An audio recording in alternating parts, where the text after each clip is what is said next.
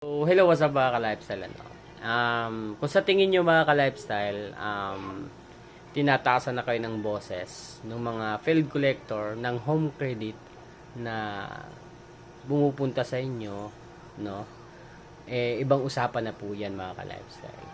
Yung tipong, kumbaga, sa tono ng pananalita, and then sa tono ng boses, is gusto yatang makarinig yung buong barangay, ano? Nangyayari po talaga yung ganong klaseng pangyayari, no? Na kumbaga parang sinasadya na yung mga kapitbahay nyo makarinig. Ako kahit siguro sa akin mangyari yung ganong klaseng ginagawa ng mga failed collector, syempre magagalit po rin tayo, ano? So, may karapatan din po tayo kahit papaano, no?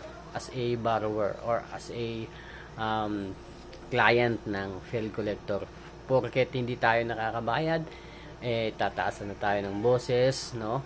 Kumbaga, ipapahiya na tayo sa mga kapitbahay natin. Mali pong gawain yon.